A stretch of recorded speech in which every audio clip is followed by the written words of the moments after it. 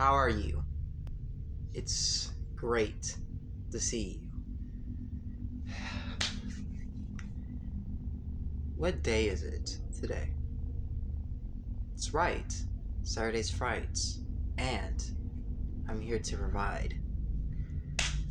This week has been interesting.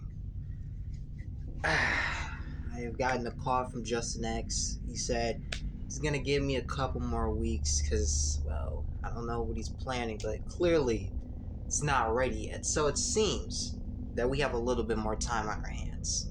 So, without further ado, let's tell you, well, the new subscribers of what Saturday's Frights is. Saturday's Frights is where we come together, little tiny people on YouTube, and we sit back, relax, watch some scary videos. It's somewhat like Spooky Scary Sunday with Corey Kenshin, but this is my thing, Saturday Fright, because it's on Saturday. All right, let's get it.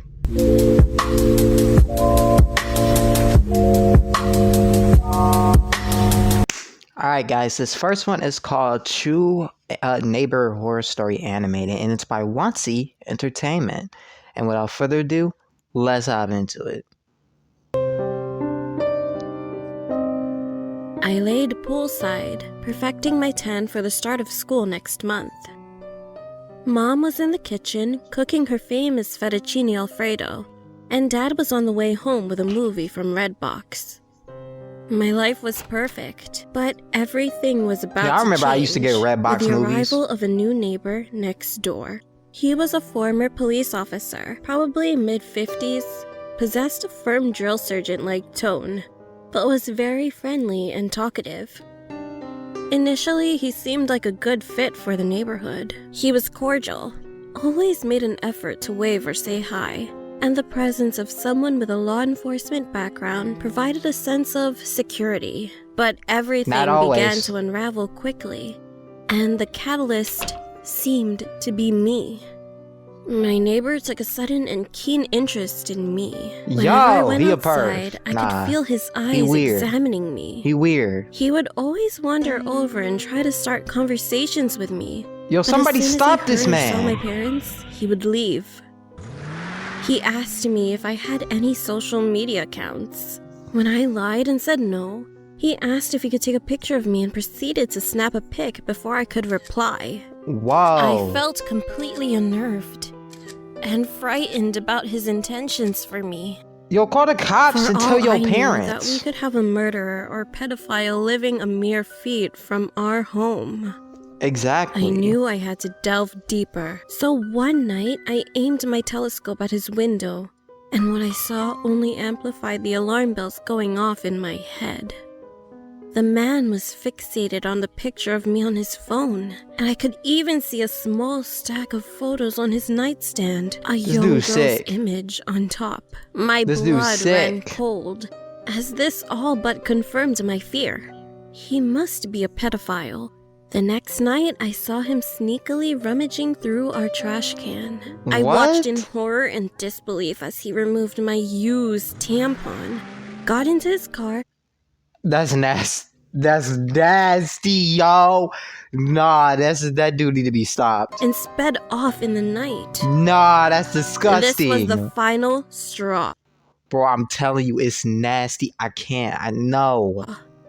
I knew that in the morning, I would have to alert my parents and get in contact with the police. And next morning, I awoke to the sound of police sirens and a loud commotion downstairs.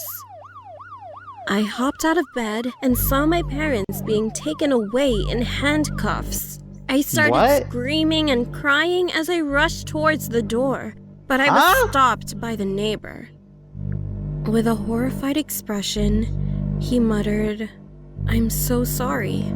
Those aren't your real parents. You were kidnapped and missing the past 14 years.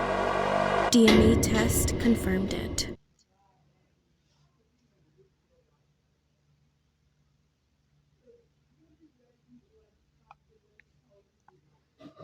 I was not expecting that crazy twist, bro. What? So he was undercover? Yo, and she was kidding. It makes sense. It makes sense though, because that's why he was. That's why he had the picture of the girls and everything in the tampon, because I had her DNA on it. Yo, oh my god, that twist, insane. I hope you guys enjoyed that first one, because I sure did, because that was insane, bro. That had to be the best one, and we ain't even get to the others yet. Yo.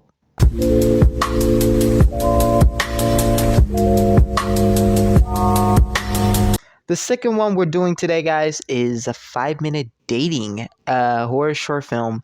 And yeah, let's get it in. Checking, 1, 2, checking. Yo. Welcome everyone to 5-minute dating.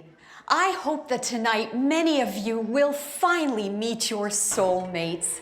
Please wear the name tag for the whole session. Oh, hello. Sorry I'm a bit late. Well, I think this week we'll have the females stay at the tables and the men will move around. So if you'd like to have a seat... Why they just react to him like that? Oh, that's just Albert. Your session's about to start. Is there a particular seat I should... Oh, dear. Now, remember, everyone, please remain silent until the buzzer goes off. So, Emily, it's a pleasure to meet you. Just don't say anything, okay? Let's not make this any more difficult than it needs to be. Okay, well, screw you, lady. What happened to your face? Oh, it's quite a funny story, actually. Don't have to be afraid. I'm truly quite harmless. Bruh. Why do people call you Slash?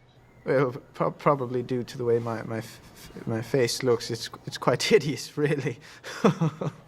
Nah, man, that's just your features now. What? Poor lonely man. Poor lonely man, huh? Poor. Huh? What the freak is these women? Fantastic setup for this dating service, wouldn't you agree? I don't know, you're not really my type. It's just your face. It's so... Well, don't worry about the face. We'll worry about what's going on in the inside, man. Oh, whoa. Hello there, I'm Slash. How do you do? That couldn't have been worse timing. Like, yo, that threw me off. What? Dude, I'm sorry. I didn't... Hold up. That don't look right. Hold up. The timing on that could have been worse. Bro, I was literally talking about how just don't look at the face, just look at what's going on the inside. And then that popped up. I was like, oh my God. Like, what happened to her? I'm Sarah. Well, hello, Sarah. So Is those what tumors? do you do for a living? Oh, I'm a kindergarten teacher. That's quite lovely. And do you... Oh, Yo, I don't want to seem mean, but what happened to her, bro? your eye. Oh! Excuse me, I'm so sorry. It's okay. Sometimes that happens to me. Yeah, it happens to him too. You know what I'm saying?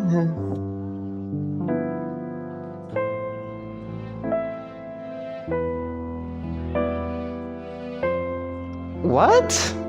What? What? What? Y'all just met.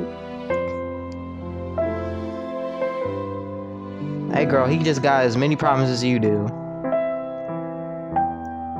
You know, take that shot. He ain't bothered with it. You know what I'm saying? He ain't bothered with it.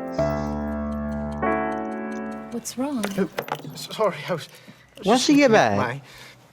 Well, I guess I'm not really what people expect at these things. I know I'm hideous, okay? Sarah, I don't think you're hideous. I think you're beautiful. Exactly. I think you're beautiful too. Sarah, would you like to Hey. go out for dinner tonight? There's someone for everyone, you know what I'm saying, people? That's just a definition, you know what I mean? Like, it's someone for everyone.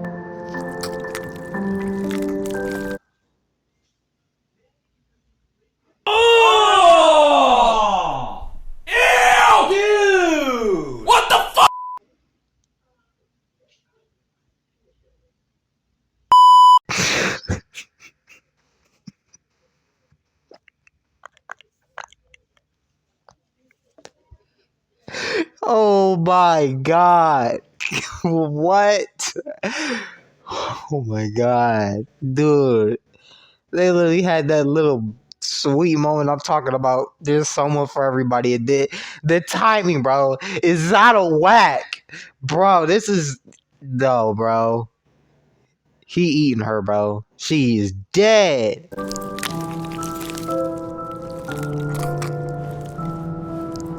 Yo! Oh!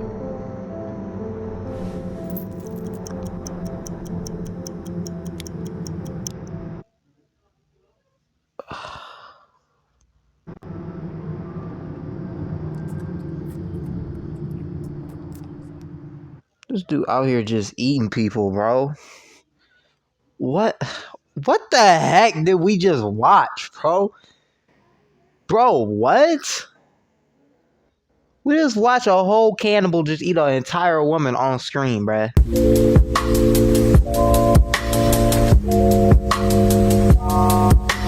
The star one we're checking out today is by Ante Starfire, and it says the thing that will kill her, or me, or whatever the freak it says. But yeah, so without further ado, let's hop into it. Stick around after this episode for an announcement. The thing that will kill me. Hey, I'm Sapphire. Want to hear something scary? Yes, I do, girl. That does not look the light of. The thing that will kill me. Chapter 6. We close this volume with a story from the No Sleep subreddit, written by username The Thing That Will. I grew up in a tiny town in Vermont. Tiny in terms of population, not size. There were huge sprawling farms and wooded areas, but almost no people. My only close friend was Tina. We spent almost all our time with each other, constantly dreaming about life outside of Vermont. The people in our town were strange folk, different than in other places.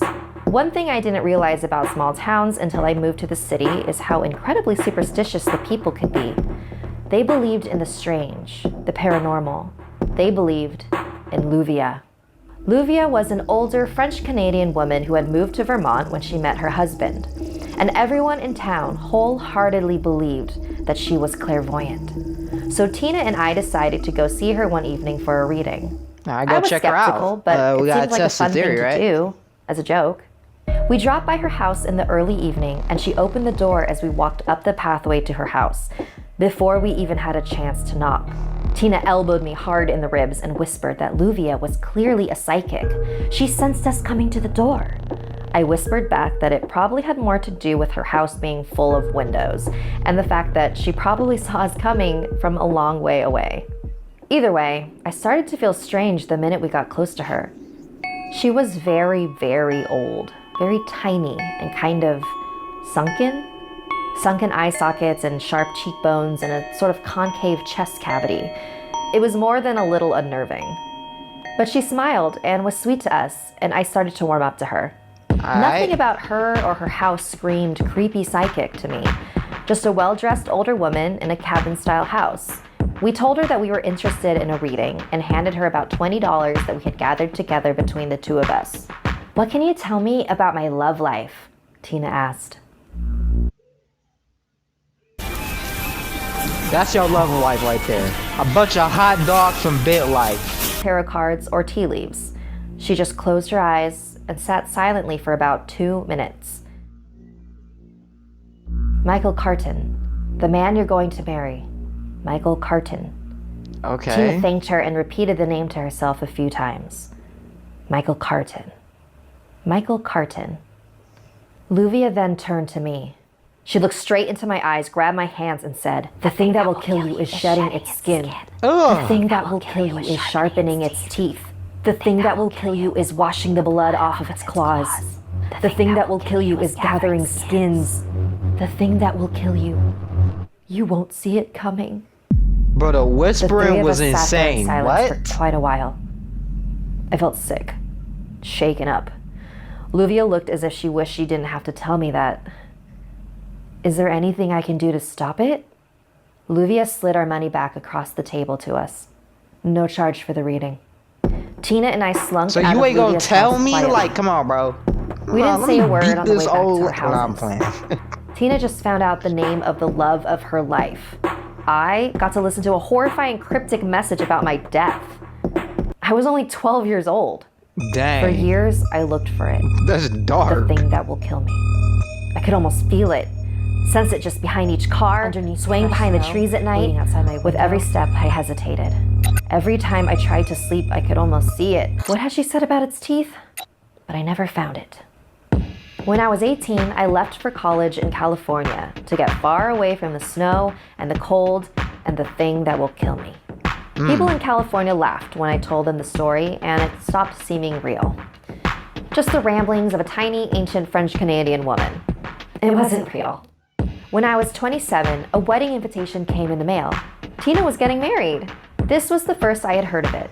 I was still in California and barely Let me kept in guess, the contact name's with Michael anyone Carton. from back east. It seemed like a past life. You are cordially invited to the wedding of Michael Carton and Tina. What'd I say? No. Yeah. She had the name in her mind, Michael Carton, and she sought him out. It had nothing to do with Luvia. It did. Her predictions weren't real. They couldn't be. Clairvoyants don't exist, right? Nah. I went to the wedding.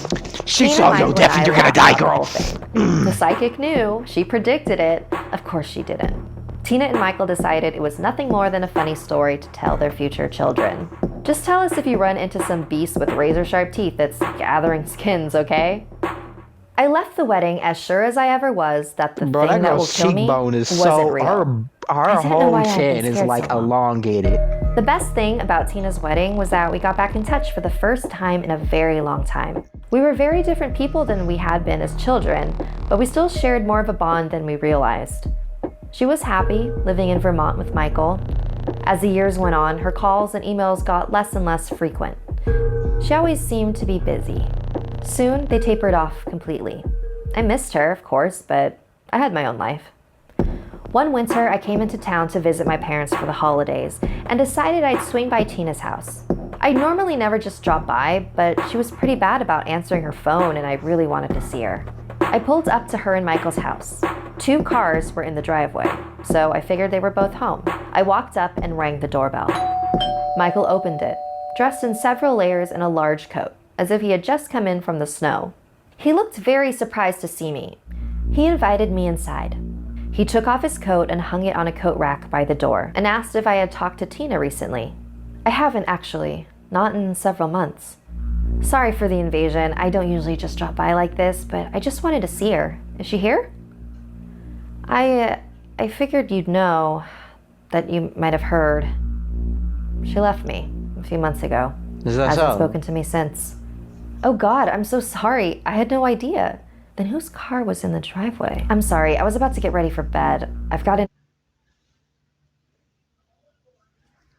I feel like I know what's about to happen or what just happened. He killed her, bro. Dude, like, oh my goodness. an early work day tomorrow. Do you mind? Wait. Is this the thing that will kill her? Her husband, Mike?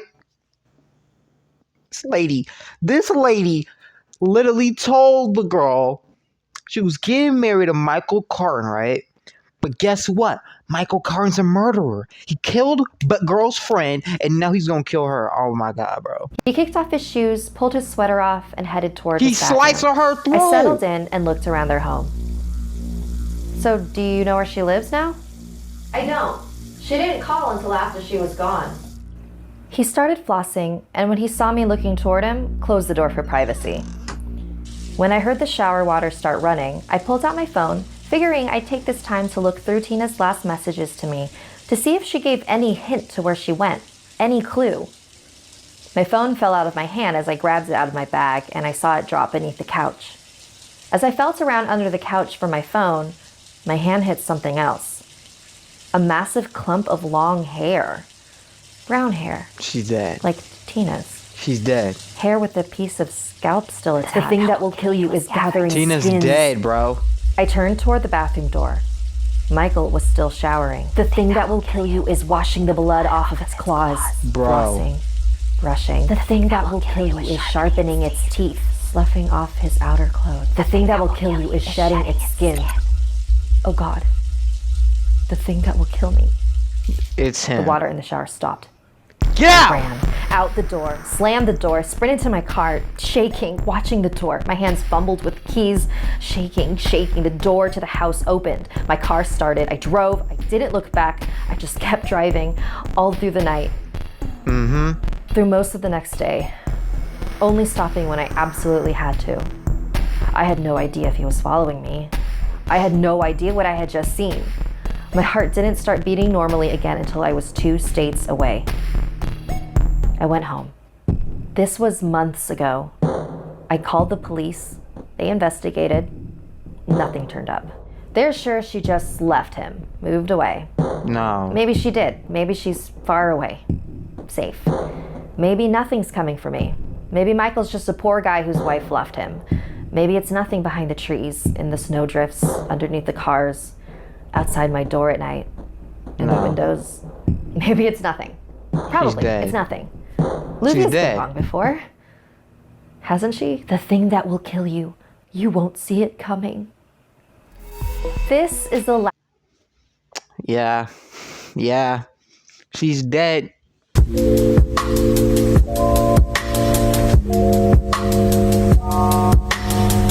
This fourth one is called Squid Game Horror Story Animated, and it's called Red Light, Green Light. Without further ado, let's head into it.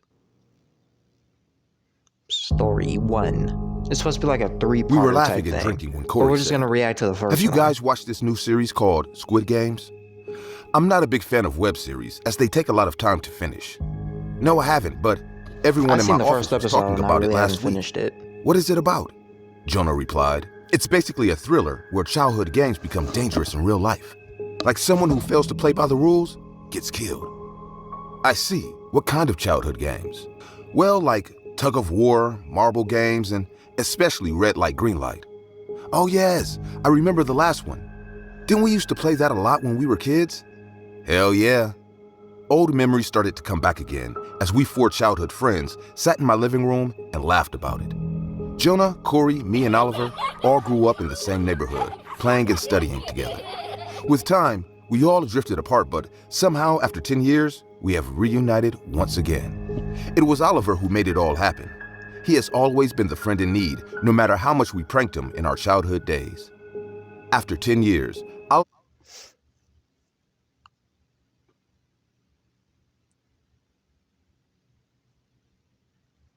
I got something in my eye, bruh. Oliver connected with each one of us, and we agreed to meet for a house party in my Los Angeles home.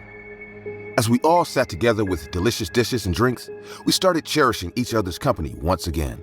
While we talked about the Squid Games, Oliver interrupted, saying, Do you guys remember how you used to slap me on the head when playing red light, green light? Jonah took a big bite of a chicken leg and said, You mean that statue game, right? That's what I've been telling you guys.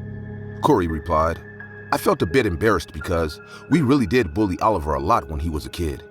He used to be chubby back then, and we always found a way to make him the one calling out so that we can play the game and slap him on the head after reaching the finish line. I laughed awkwardly and said, Yeah, we were such stupid and mean kids back then. Oliver smiled and again said, Well, it's fine. I never minded. Suddenly, Jonah got up and slapped him on the head, saying, Of course not. You never had a mind, bro. Corey laughed out loud, but I didn't like this joke at all. I told him he was drunk and crossing a line, which he shouldn't. I could see a wave of repressed anger lurking in Oliver's face, but he didn't say anything. He just got up and went to the kitchen to get more drinks. As soon as he was out of sight, I yelled at Jonah and Corey, Guys, we aren't kids anymore. Oliver took the initiative, bringing us back again. Please, respect him. I knew they ignored my lecture on how to treat Oliver. I got up and went to the kitchen to help him. He was standing near the fridge. I said in a calm voice, Don't mind them. They have always been jerks. I apologize on their behalf, man. It's fine. I am happy to see you change. You might be the lucky one tonight. What do you mean by that? I have a surprise for you guys. Come on, let's go. Nah. I don't like how he just, bruh. Nah. Bruh. Saying this, he walked away and I followed him with mixed feelings. Oliver stood in the middle of the living room and said, I have a hidden gift for you guys inside this house. We will play a little game until one of you finds it. We all looked at him with surprise, not knowing what the hell he was trying to do. He said, I'll turn off the power and it'll become dark. Then you all will split up looking for that gift. Trust me, you won't be disappointed when you find it. The winner will leave with an exciting prize. What do you say? Shall we play? Well, there's nothing wrong with going back to our childhood days. I don't mind either. Let's do it then. Oliver went to the main switch and turned off the power. My 2-story fancy house sunk in darkness in just a wink. I was so confused because I couldn't even tell when Oliver planned all this. Actually, we did ignore him the entire evening like we always did. Maybe he used that opportunity to set it all up. Oliver stood in the dark and said, Remember, you can move the entire night until you hear red light from me. So, let the game begin. He lit up 3 candles and handed them to each one of us. I don't trust this asked him, dude. what about his candle? He replied, I can see in the dark pretty well. It will make things even more exciting. We split up and started to search the house for the gift that Oliver has kept for us. I went straight to my bedroom upstairs and was looking for the thing when I heard Oliver say, Red light. I became a statue immediately. I was sure Jonah and Corey did the same too. 10 minutes went by and I suddenly heard a metal vase falling on the floor. I heard Corey saying, Jonah, please don't break things. I couldn't help but laugh, thinking she's out of the game and has spoken in statue mode. More time went by and I expected Corey to argue her way out to get back in the game. But I didn't hear her say anything after that. Oliver yelled again, Green light. I made my way downstairs. I was about to take the last step when someone grabbed my hand and whispered, Paul, call 911, please. Oliver has gone mad. I saw in the dim candlelight, it was Jonah. Oliver done killed a friend. Oliver done killed a friend, bro. It's y'all shouldn't have bullied him in school. Now he coming for y'all throats. Dude. His face was like a white sheet. What are you saying? I asked. Oliver, he is following the Squid Game theme. Call 911. We must get out of this house. Jonah was about to say more when we heard Oliver's voice from a close distance. Red light. He entered our room with Corey's candle in hand and stopped. He lifted his other hand, and what I saw made my heart jump right out of my chest.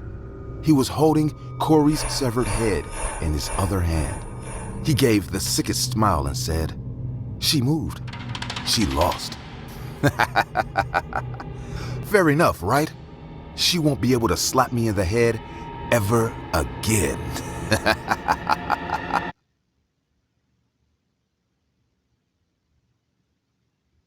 Holy Jesus.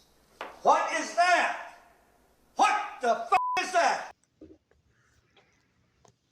This Saturday's Fright has had way too many, like, pausable moments, bro. Like, what? Bro. This man's a killer. I stood there in complete terror because, by that time, I have understood the rules. This man's If I sick. move now, I will be his next victim. Jonah also stood like a stone as Oliver gazed at us from head to toe, then turned around, facing the wall. He said in a creepy voice, Green light. As soon as he said that, Jonah and I ran to the main door like scared little kids. Go. I twisted the doorknob and it didn't open. Yes, it was locked. He locked it right away before any of us could notice. I couldn't go on with this insanity anymore. I ran to the power box and turned on the lights. As the bright lights hit the floor, we found Corey's headless body lying on the couch. Oh my Blood God. was flowing from her slashed neck effortlessly. The entire mattress was red. I screamed, "Oliver, why are you doing this? You have to stop this madness." Just then, I noticed a box wrapped in a shiny cover, placed under the same couch Corey was lying on. Before I could contemplate on this thought, Jonah grabbed my baseball bat from the corner, and just then, Oliver yelled, "Red light," and turned around. Even though I paused, Jonah rushed to Oliver to attack him. But before he could reach him, Oliver took out a pistol and shot him right in the middle of his forehead. Splashing a lot of blood and brain matter, Jonah's lifeless body fell on the floor, creating a loud thud. What? What?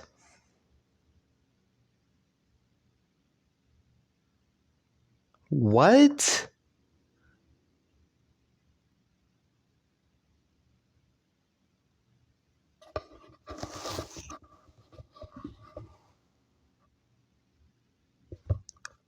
Bro, I'm so lost for words. Bro, what is we watching, bro?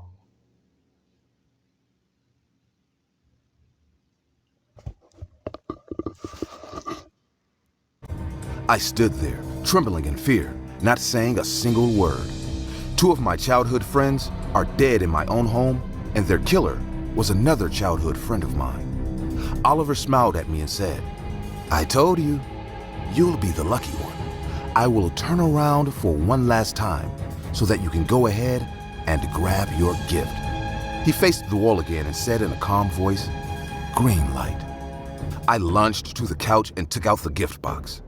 Something inside my head hinted to me that I really need to open this anyhow. As soon as I unraveled the gift, I met with the ultimate game plan of Oliver.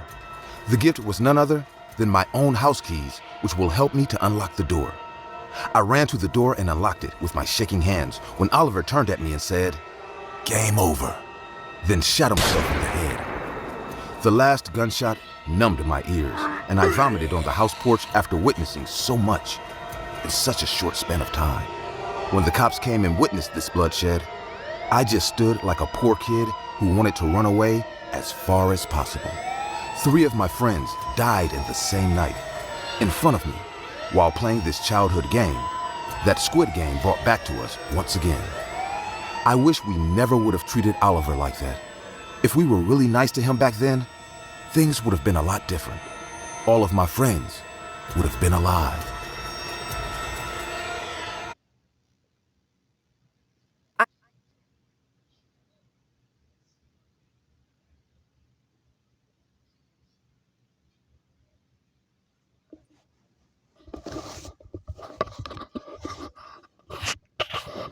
No.